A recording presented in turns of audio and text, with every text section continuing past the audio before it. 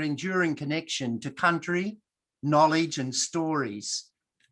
We pay our respects to elders past and present and emerging, on whose land we stand, who watch over us and guide Aboriginal and Torres Strait Islander communities. We pause for a moment to pray and commend the time we have together to our gracious God. God all holy, in every place on earth, you gather people into your presence to proclaim the wonders of your love. As we gather today, deepen our unity with your faithful throughout the world and build us up into a house of prayer for all nations. We ask this through Christ our Lord. Amen. Just a few housekeeping details before we move into the conversations.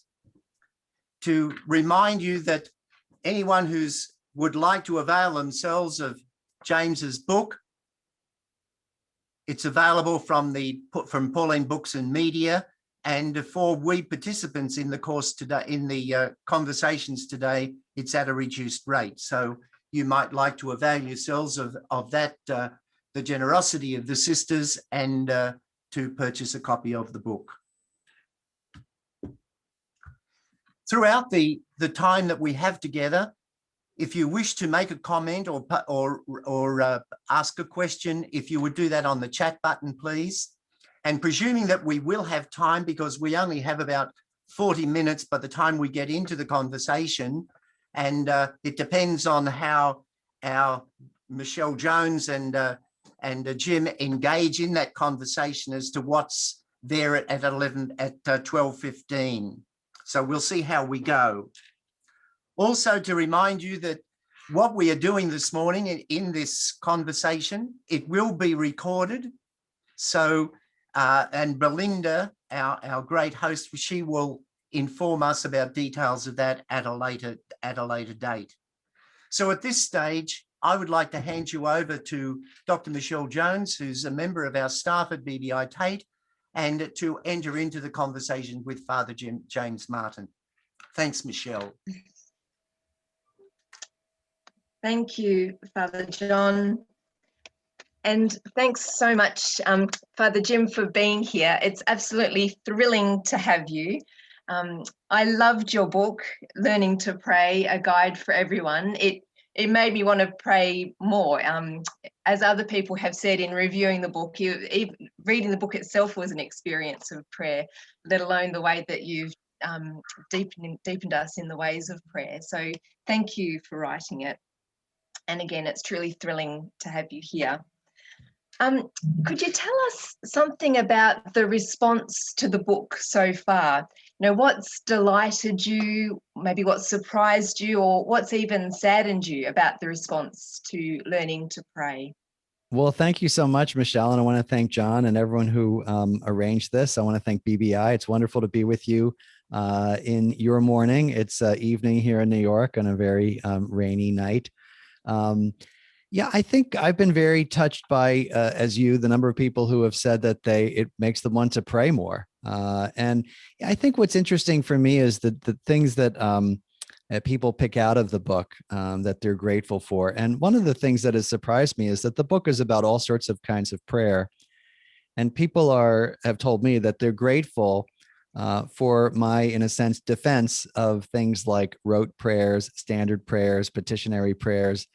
And we all know, I'm speaking to a lot of educators and catechists, that sometimes those are, in a sense, denigrated a little bit, right? I mean, I talk about all sorts of kinds of prayer, and the basis, the heart of the book is what happens when you pray. But some people feel, they're sometimes told by their, spiritual director or theologian or priest, well, petitionary prayer, that's not very sophisticated. Let me tell you another way to pray. So I think people are grateful to be told that it's okay to ask for things in prayer to begin with. Yes, I was really moved, especially by your chapter or your section on petitionary prayer. And I loved that quote from Rana that you had. It was moved petitionary prayer into new depths. And And I've engaged with teachers about the rote prayer chapter, and they've found that profoundly helpful, and giving us new ways to engage with these traditional prayers has been greatly appreciated. You speak in the book, in the earlier chapters, you relate some charming childhood experiences that, looking back, you now identify as moments of prayer, even though you wouldn't perhaps have called them that at the time. As you know, we've got a lot of educators with us today, as well as a lot of parents and grandparents. Could you say something about how we can help young people and children to identify these moments and to cultivate them? Yeah, I get that question a lot, and I'm always abashed because I'm talking to educators who probably know a lot more about working with children and grandparents and parents. And I have 2 nephews, but I've never really taught. But I do know that I think children's experiences of prayer are sometimes less sort of fraught and less complicated because they don't feel embarrassed. They've not been told the right way or the wrong way to pray, or the right way or the wrong way to talk to God. And I think that simply inviting them or encouraging them to pray to God in their own way, or to pray with God in their own way, is perfectly fine. Sometimes I think it's helpful to invite them to pray out loud. Let's speak to God together, to write God a letter, but to encourage them to also be attentive to the ways that God is at work in their lives already, right? So God's already very powerfully at work in a child's life. I talk, as you say, about my own experiences, limited as they were. I wasn't some holy, like I wasn't Dominic Savio or some holy, little boy saint or little girl saint. But children are, I think, naturally religious, and they have these experiences and need to be invited to see them.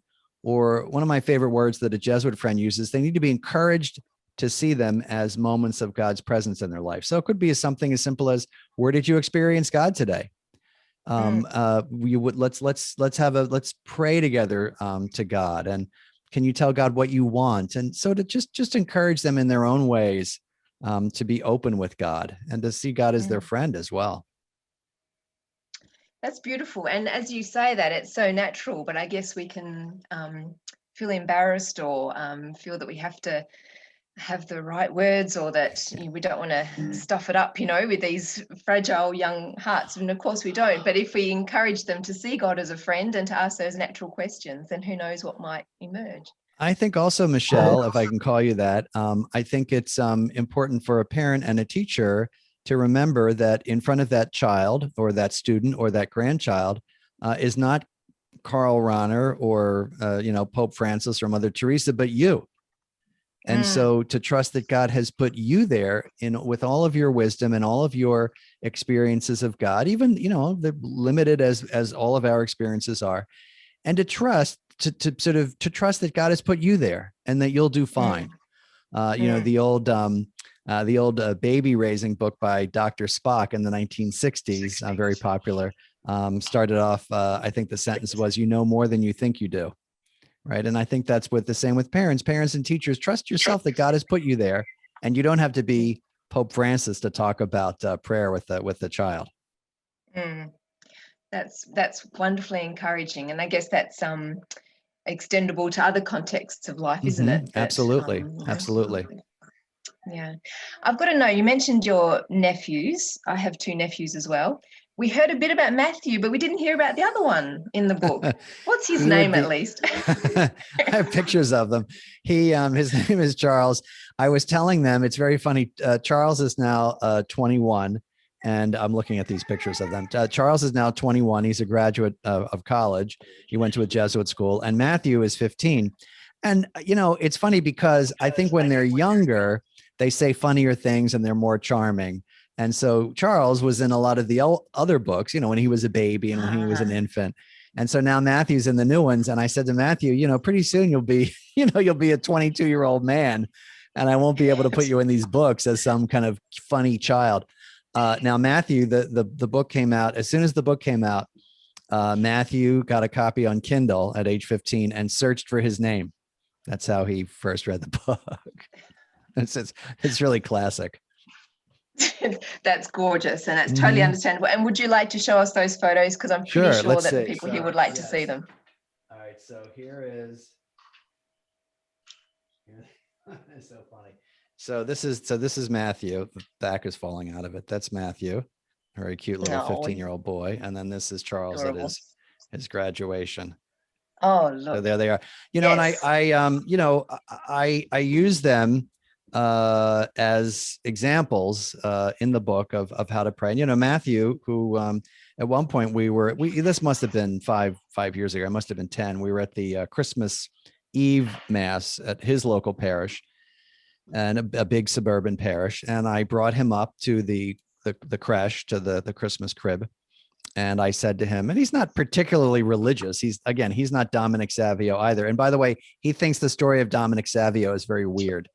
And so in any event, I brought him up to the Christmas crib and I said, do you want to ask Jesus for something? Thinking he would say, give me this toy or give me that toy.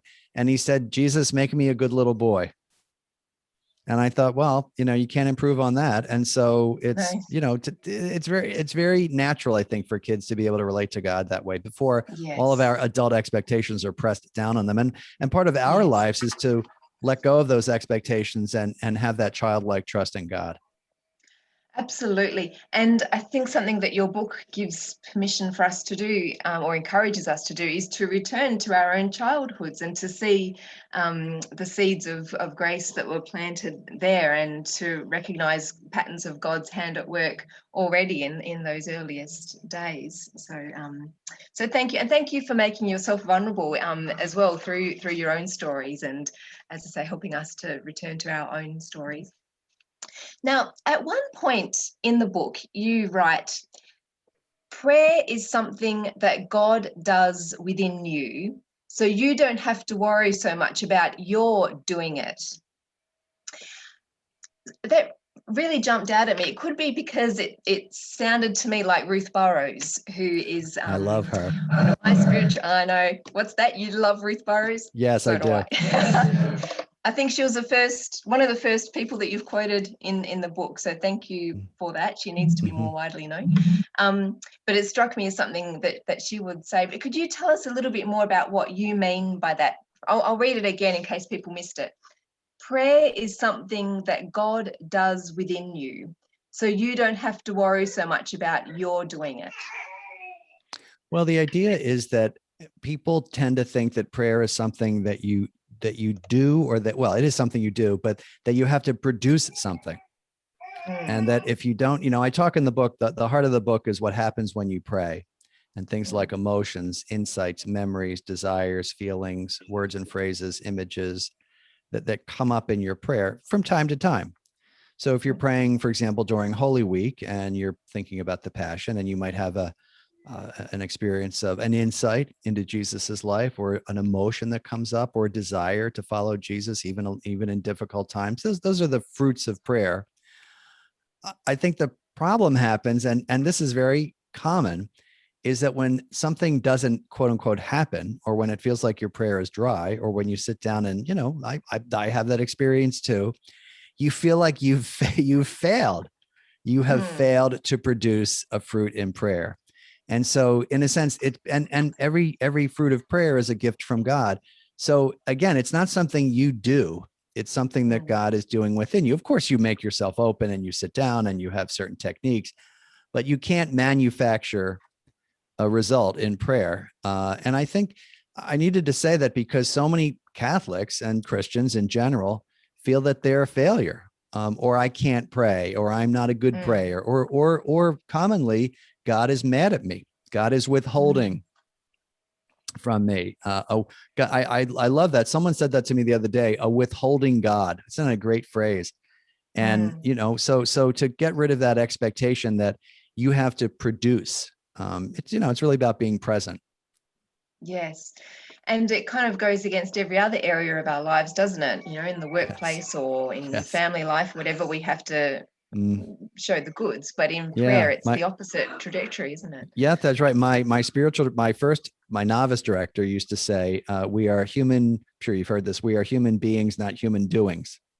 Yes. And so in prayer, we're invited to be, right? Which can sound so alluring and easy and attractive, but it's the greatest poverty of all, isn't it? To stay Well, there in our emptiness. yeah, it is. And I think I wanted to be concrete in the book, right? So some people who might be watching might be saying, what are they talking about? Right. I mean, what does that mean to just be in prayer? And sometimes it means to just, sort of be in the presence of God and not have anything happen. I often describe it. So in the book, one of the analogies that I got from Father Bill Barry, a great spiritual master, is that prayer is like a personal relationship. And so sometimes the relationship is about, you share things, or God might share things with you in terms of insights and emotions and desires, et cetera. But sometimes a relationship is just the two of you walking along a beach or sitting quietly next to one another. I know there are some spouses out there, but this can be close friends or people in your family. And I thought the great insight from a friend of mine that if you're walking along a beach, just because you're not saying anything, that doesn't mean that no communication is happening. And what this friend said, which I thought was so helpful, was, and in fact, words actually might be out of place. So if you say, I'm going to just spend time with my spouse or my partner or my lover or my whatever best friend, and we're going to walk along the beach and enjoy the sunset. If you start talking and babbling, the friend might think this doesn't make sense. And so there are those moments of, as you say, just silence and emptiness and just being, which is okay. That's not every kind of prayer, but from time to time, that's okay. Absolutely. I'm just conscious of a little bit of background noise. If our delightful participants wouldn't mind making sure that you're on mute, that would be greatly appreciated. And also feel free, please, to send in any questions that you have for Father Jim. It's not very often that we get to have such a wonderful spiritual writer in our midst. So do take advantage of the opportunity. As I was reading the book, Father Jim, I was struck by the phrase "pay attention" or "take notice." It seemed to throb through the book as a beautiful refrain. And I'm wondering if you could say something about why paying attention is such an important theme in the life of prayer. Yeah, I'm smiling because you're the first person to pick that up. And it was something that my first spiritual director always said to me. So the idea is, let's say you're praying about you're on Holy Thursday. So that's coming up, a day earlier for you, but in another week. And you are drawn to the foot washing. And you have an insight that you are called, it just comes up, nothing mystical or overwhelming, but you just have an insight that comes up that you are actually someone who is washing people's feet in a particular way. Let's say you're taking care of an elderly parent, or you are helping an impoverished community, or you are a teacher and you're doing something online for a lot of kids, right? You're a catechist, and you realize that, wow, I'm actually participating in this ministry in a way that I hadn't thought of before. Okay. And that's an insight that comes up and that is raised up in prayer. And so what my spiritual director used to say is, pay attention, because this is God communicating with you. So it's not simply a chance insight that you have, but because it is happening in prayer, and you can discern what's coming from God and what's not coming from God. But if something like that is coming up, it seems pretty clear that it's a beautiful insight. It's something that moves you to more love and charity. It fits within your life. I have a lot of ways of sort of discerning how these things are coming from God. But the point is, it's not simply an insight.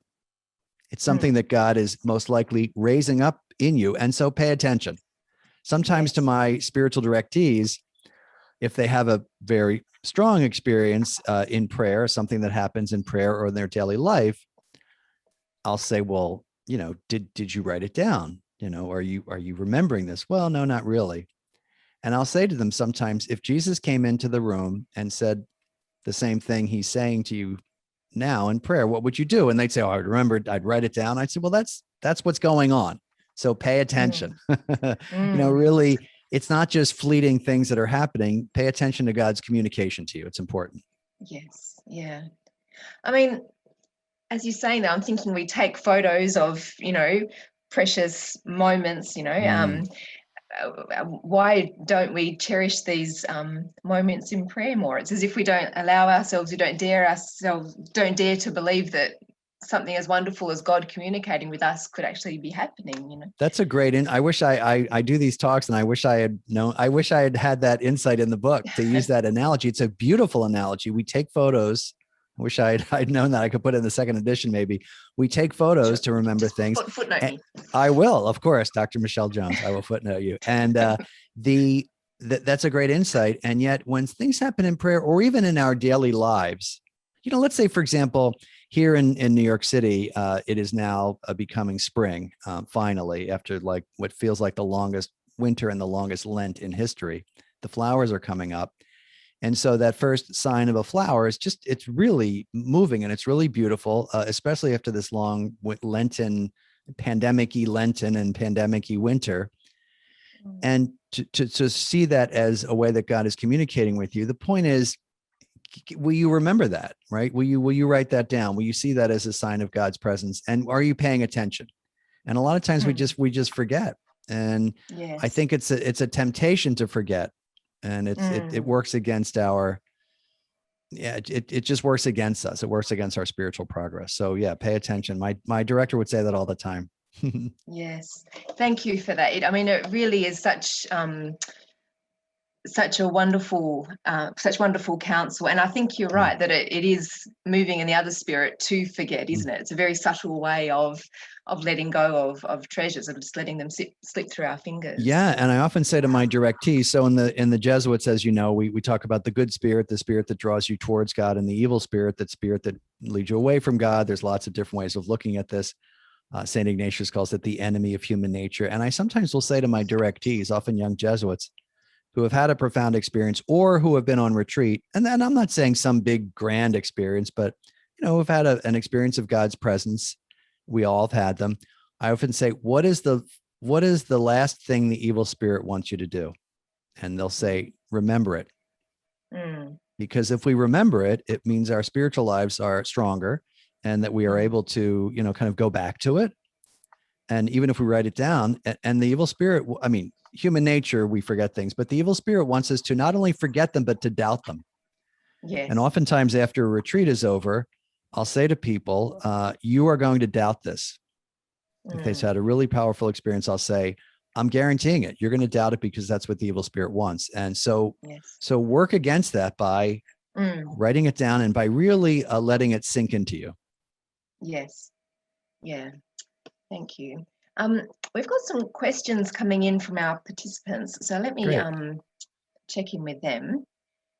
We have one from Shannon Donahue, who writes, my teenage students find the hardest part of prayer is the being without their phones and music and with their thoughts. It's such a foreign experience to many of them. What advice could I give them to become comfortable with this? Well, I would say, as I usually do, Shannon probably could answer that question better than I can because she's working with those kids. But I would say two things, or maybe a couple things. First, take them where they are, right? And so if they can't do 15 minutes, maybe they can do 5 minutes, right? If they can't do 5 minutes, maybe they can do 2 minutes. And so take them where they are. And sometimes to help them see that this experience is actually less frightening than they think it is, because it's usually fear that is keeping them, you know, will I miss a text or, but also to try to work with these kids and maybe use types of prayer that are a little more interactive if they really are afraid of that. So can you get them to do, for example, the examination of conscience where they're looking back over their day? I think what they fear, my experience is that they fear the kind of nothingness and the stillness. But if you invite them to do exercises where they review the day or imaginative Ignatian contemplation, it's a little easier for them. There's a little less of the nothingness. But I do find that when they are invited into silence, it can be rewarding for them. Not always. I did a retreat I talk about in the book with some young adults in a retreat house north of New York. And I said, we'll be in silence. And they said, what do you mean? And I said, well, we're going to be silent. It's a silent retreat. And they said, we didn't know this was a silent retreat. And they said, what happens if there's an emergency? I said, well, if there's a fire in the retreat house, you can yell fire, but other than that, we're going to be silent. And they were shocked. But by the end of the retreat, they were very grateful because they'd never had that experience. So part of it is meeting people where they are as a teacher, Shannon, but part of it is also inviting them into your world and to say, let's try it. Try 5 minutes, see what happens. Very wise counsel. Thank you. We've got questions flooding in now. We have one from Charles, who you were speaking with earlier, Father Jim, Charles Waddell. He asks about dreams. Have you got any thoughts about God communicating to us through dreams? I do, Charles, and that's a great question. It comes up often. So scripturally, dreams are a way that Joseph in the Old Testament has a dream, right? Saint Joseph, we just heard about his dream a couple of days ago. And I think, and so let's say to begin with, they're a kind of theologically sound way that God has of communicating. Today, I think that oftentimes God reaches people through their unconscious in dreams and reveals things or helps them notice things or pay attention to things that their conscious mind might not be open to, right? I find oftentimes on retreats or when people have a little more time or on vacation, they dream more vividly. And so one of the questions I like to ask, because I'm not a psychologist and I'm not a Jungian analyst, one of the questions I like to ask people who experience that is, what occurs to you? It's a great question. What occurs to you? And, not like, what does this dream mean? Or, is this a premonition of the future? Or what is God's revelation to you? But what occurs to you? And, for example, if it's a dream about someone that they've lost, like a mother or a father, you say, I just am so conscious of, how much I loved her. And if that's the message from God, that's kind of beautiful. So I take dreams very seriously, but by the same token, I say this about things that come up in your head during prayer. Not every dream is a big revelation or message from God. And so, we have to be careful. So what occurs to you? Does it make sense that God would be speaking to you in this way? And is it something you're avoiding as well? Lots to think about there. Thank you. Yeah.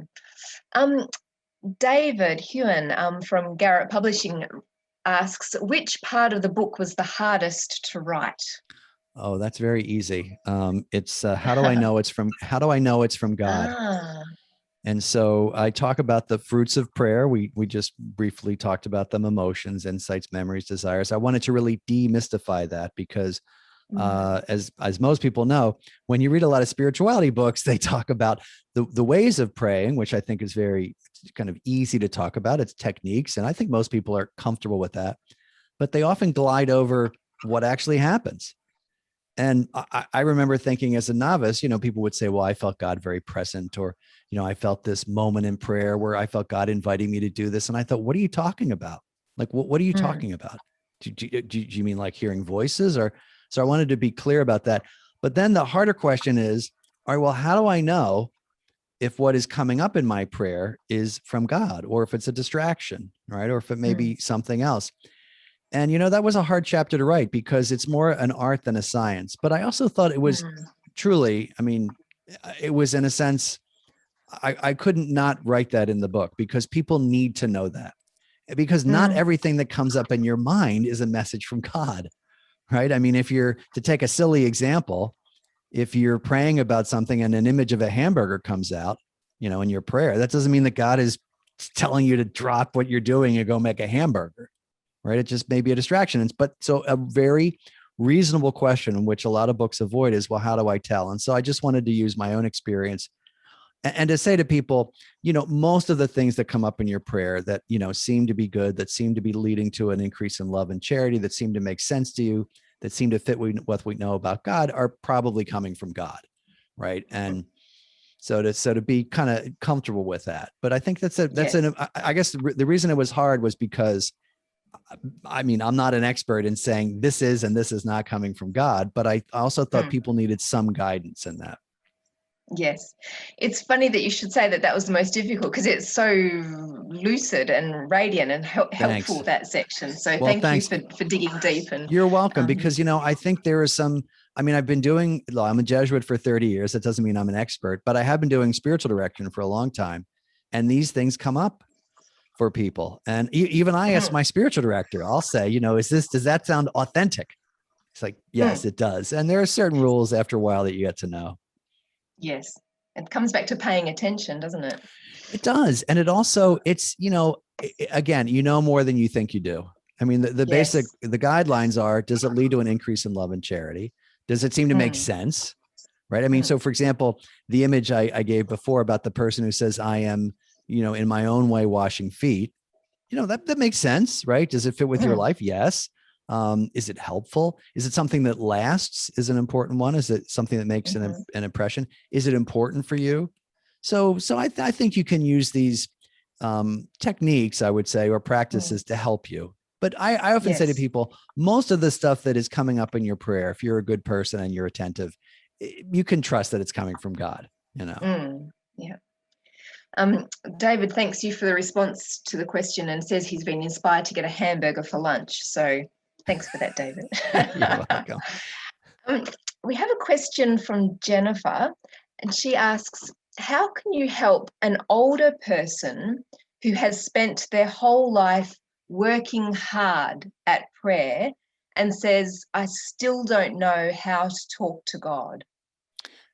Well, that's a great question. I would say, not to be silly, but the book talks a lot about that. So the first thing would be to go and buy the book. But I would say that the second part is struggling how to what? To talk to God? Yes. Let me go back. Sorry. I would say one of the easiest ways would be to imagine yourself in Jesus's presence or God's presence and speak to God, as St. Ignatius says, as one friend speaks to another. And so sometimes the difficulty is, it's funny because most of the time the question is, how do I listen for God? And it's, the things we were just talking about. But it sometimes is, how do I speak to God? Sometimes it hinges on your understanding of who God is. Yes. Right. And so if you think of God as a judgmental God or that withholding God that we talked about earlier, it might be difficult to open yourself up. But I often say to people, if you struggle with an image of God, look at Jesus or look at Jesus's images of God. The prodigal father, the woman searching for her coin, the good shepherd. I actually, I think if I have it, there's a book over here. Hold on. Images of God can help. There's a new book out called Hope for Judas by a German Jesuit. And on the cover, it's a very unusual picture from a 12th century cathedral in Vézelay, France. And believe it or not, I'm going to show you the picture. That is actually, you're going to be surprised. That's actually Jesus holding Judas. Wow. Well, 12th century, in the pose of a good shepherd. And so that's a different image that you can pray with, that you might feel more comfortable with that kind of a God. But I would say mainly it's being open, being honest, knowing that God can hear anything you say, your frustrations, even your frustration about working too hard. And to just allow yourself to speak as one friend speaks to another. I'll tell you a story. One of the easiest, I think I put this in the book, one of the easiest meditations that I can think of, this woman who said, I have no imagination and I really can't pray this way. And I don't like pray. Someone told me I have no imagination. And I said, well, what about something simple? What about just going on a bench, imagining Jesus sitting next to you and speaking? And she came back and said, we made up for a lot of lost time. So a lot of it is your image of God. So just try to be open and honest and maybe come up with an image that works for you and that, that expresses God for you. Wonderful. I'm sure that Jennifer found, and all of us found that helpful. Thank you. I hope so, Jennifer. And I keep trying too. And know that God's really wants to be in a relationship with you and wants you to be yourself. What about this one, Father Jim? How do we relate spiritually to someone close to us that has died? How can the living and the grieving keep communicating with the dead spiritually? Well, that's a great question. So I believe, we believe that, that our loved ones, the faithful departed are with God. And I believe that with God. They see all things, right? They're with God. They have the beatific vision, which means they're with us. I really believe that they're with us and they're present to us. They know all things. They can hear all things because they're with God. And so to speak to them, right? I often say to people who feel sad that they weren't able to say something to someone who was before they died, or, I never told my mother. Well, you can tell her now. And they're present to us. And really with God, remember, there's no time, right? Because God is above time. And beyond time, the founder of time, the author of time. And so you are able to communicate with these people. I really believe that. So I would say, speak to them, pray to them, ask for their prayers. And also, I think memories are a way of in a sense, remembering the graces that they gave us through, that God gave us through them when they were on earth too. So I think speak to them as one friend speaks to another, and ask for their prayers. I really believe this idea that, I had a friend who died just recently at age 57. His name was Mark, great guy. And, I don't think we were close. I don't think I ever told him how much I loved him and how much I cared for him. And I was really sad when he died. It was sudden, just a few months ago. And, and I was able to, because I really believe he's with God and he knows all things. And so it was very consoling that Mark does know how I feel about him now. That's beautiful. It can be such a challenge to faith to believe that it's a veil, not a wall, between. Yeah, right. Good heaven point. and earth. That's really lovely. Yeah. We have a question from Joanna that has been echoed by Hayden. Hayden's my nephew's name, by the way, but this Hayden is not my nephew. My Hayden's at school. Hi, Father Jim. I liked what you said about pay attention. I work in a multi-faith setting and with those who have no faith, offering pastoral care. Do you have any prayer advice for working with diverse groups and opening them up to prayer tools? Yeah, that's a great question. I would say focusing on God, obviously, if it's multi-faith, maybe not Jesus. But I think, pretty much all the prayers in the book can be used with God. And that's in effect, that's also many times the way most Catholics and Christians pray anyway. So many Catholics and Christians don't pray to or with Jesus, not that they don't believe in Jesus, but it's God, it's God's presence. So I think as long as you use God language, and encourage people in a sense to talk about their own experiences of God. Sometimes faith sharing is very helpful in those experiences, inviting people to share their experiences of where they've already encountered God instead of, telling them. I think, I guess I'm saying is, other than, the Our Father and the Hail Mary and, the Gospels, there's so much that you can do with multi-faith groups around God. But I do think that is the foundation. I think the foundation does, that does have to be God.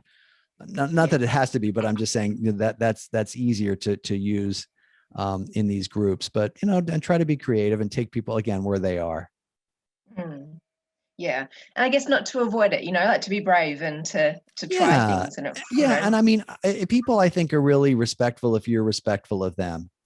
If you say, tell me about your experience of what's prayer like for you. And of course, it may be totally different. Now, if we're talking about like a Hindu or a Buddhist or Taoist, it's very different, right? But that's okay. What's your experience of prayer? Wonderful. Someone was just asking Father Jim again for the source of that beautiful image. Yes, the sure, book was sure. Hope for Judas, but it's called Hope for Judas. It's called Hope for the name of the book is Hope for Judas, and the image is from a 12th century. I'll read it to you. Oh my gosh, 12th century. The Basilica of Saint Mary Magdalene in the town of Vézelay, France. And he uses it, this fellow, who's another Jesuit, he uses it as a meditation. But I guess my point is that there are so many images of God that we can use that are so, I'll show you another one if you don't mind. It's visual. If I can get it, hold on.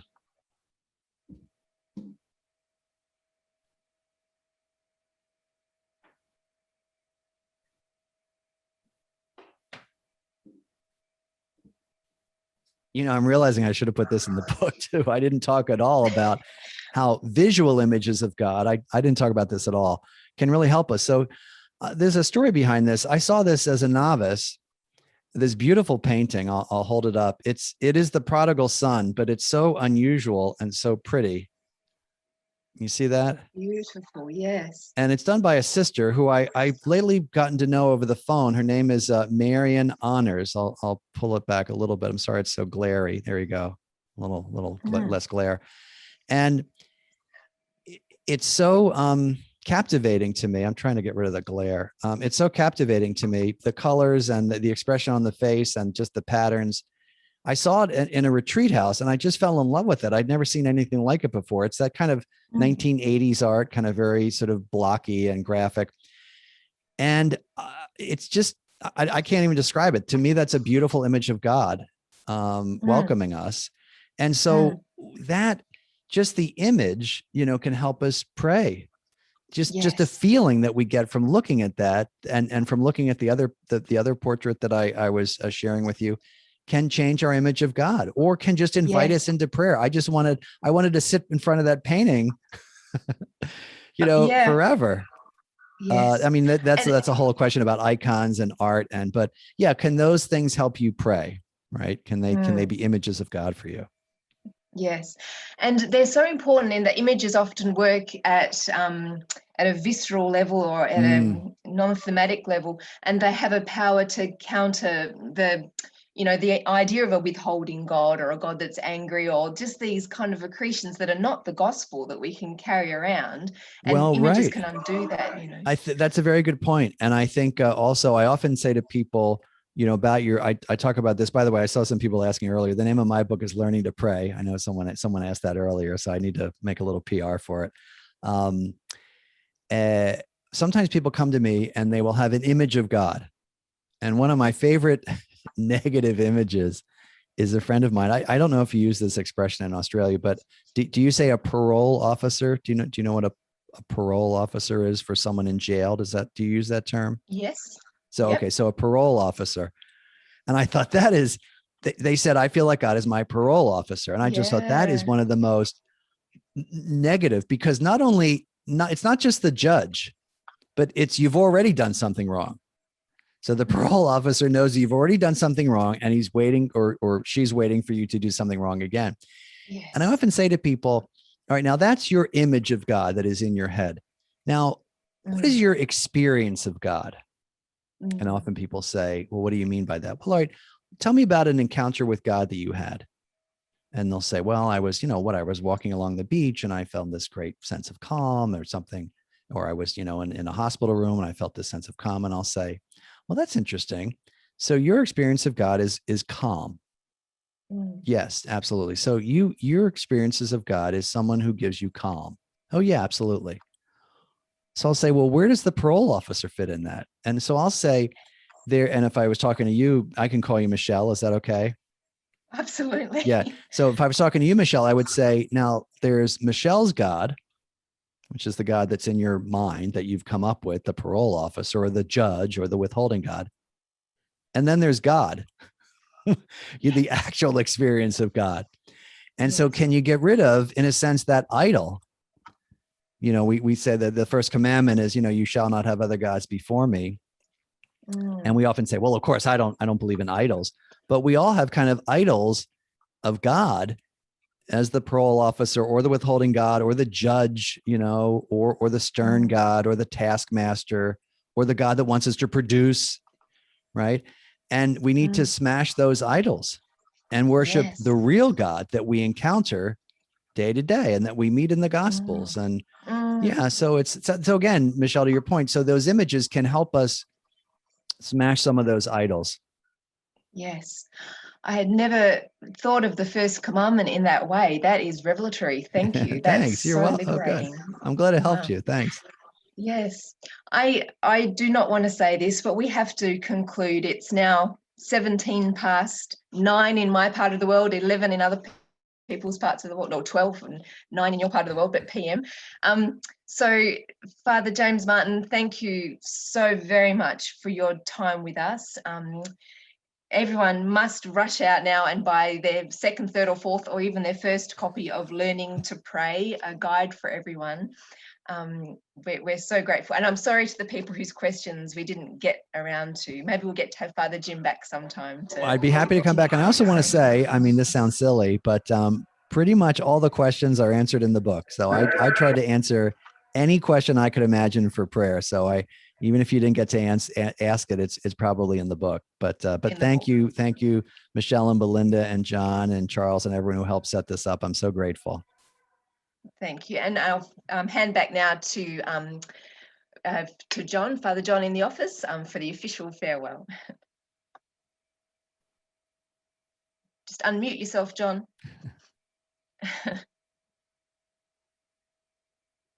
Here we go. Thanks to you, Michelle, and to you, Jim. It's just been wonderful. The real relaxed way in which you have engaged in this conversation and outside of a conversation to make it so natural and for us to feel very much at home. It's been like a rich, very rich smorgasbord of delights that you have offered and have come through the questions that people have raised. People who have been with us from around Australia, from New Zealand, and from the Asia Pacific region. So thank you very much. It's also interesting, I think, to see how you've developed from a Jesuit guide to almost anything, where some of the embryonic pieces of prayer have been brought to birth, to life in Learning to Pray, a guide for everyone. And I think one of the things I said to Michelle the other day that struck me from reading the book is it's profound in its simplicity. And the point made that, prayer is something that God does within us took me back to a liturgy class when a Jesuit was speaking about prayer as the operative word in liturgy, and said at the end of his expose on prayer, what have you got to do to pray? And he said, nothing. You create the environment, you create the space, and you sit in that space, that place, and wait for God to reveal God's self. And it's this incredible God of mystery who reveals self to us whenever, however, wherever God chooses to reveal. And then we can do nothing but pray. So James, thank you so much for the way in which you have allowed us to be in a place of reflection as that conversation between yourself and Michelle has taken place. I'd also like to thank Belinda, who's been working behind the scenes and has done so much to assist us in bringing today to the beauty that it has been and the rich experience. And just to say to all of you, in thanking you for joining us, that we at BBI TAITE are delighted to be able to offer from time to time these BBI conversations. And thank you for the support that you give to us, the value that you see in what we try to do. And we ask you to spread the good news. I know that Belinda will be in touch with you. She has your details to allow you to engage again. Seeing the program has been recorded, and Jim is very happy for us to use that in the ways that we find are appropriate in our local situations. So the final word is just to say, may the God who has gathered us together be the God who continues to walk with us and reveal self to us. May that God hold us gently in the palm of God's hands. And until we meet again, may God continue to be the revealer of love, of mercy to each one of you. Thank you, Jim. Thank you, everyone. God love you all.